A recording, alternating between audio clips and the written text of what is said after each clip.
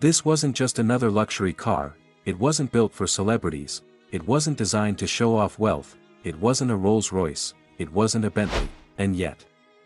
It was the car personally driven by Queen Elizabeth II, not for ceremonies, not for royal events, but for her own private journeys, a quiet, understated machine. That carried power, authority, and history through some of the most important moments in modern Britain, and somehow, almost nobody remembers it today. So how does a car trusted by royalty, used by prime ministers, and present at historic turning points, simply disappear? This is the forgotten story of the Rover P5. Let's rewind to 1979. Britain is under pressure, economic crisis, strikes everywhere, a country struggling to hold itself together, and then, a moment that changes everything. A car pulls up outside 10 Downing Street, the door opens, and a woman steps out.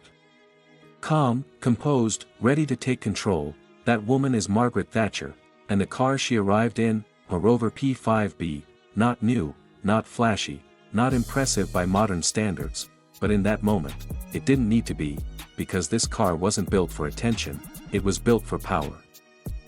To understand this car, you have to understand the mindset of the time. Post-war Britain wasn't chasing luxury, it was rebuilding identity.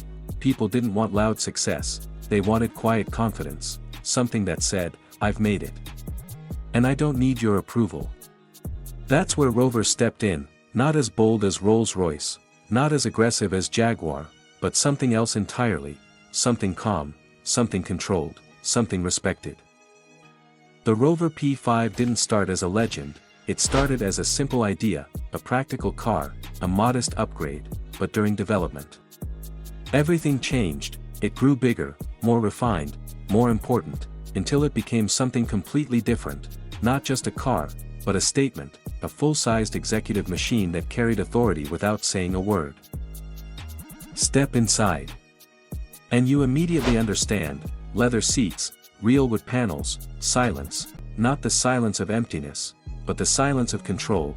This wasn't about speed, it wasn't about performance numbers, it was about how it made you feel, calm, confident, in control. And slowly, without making noise, the Rover P5 became the car of power. Government officials, cabinet members, prime ministers, different leaders, different beliefs, but the same car. That's not marketing, that's trust. And then came the ultimate validation. Queen Elizabeth II, she didn't just sit in it, she drove it, alone, no driver, no attention, just her. And the road, out of every luxury car available, this was the one she trusted. But the world was changing, and the car had to evolve, so Rover did something unexpected. They went to America, found a forgotten V8 engine, and gave it a second life. The result? The Rover P5B, more power, more smoothness, more presence, same character, but stronger than ever. With the V8, the car reached its peak, faster, smoother, effortless, but still. It stayed true to itself, it didn't try to impress, it didn't try to compete, it simply delivered. So why was it forgotten? Not because it failed, but because it never demanded attention, and in a world that celebrates loud, aggressive machines, quiet legends fade away.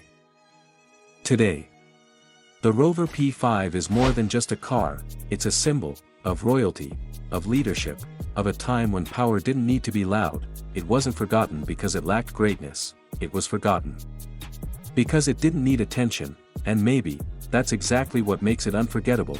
This is Auto Evolution Hub, where cars aren't just machines, they're history in motion.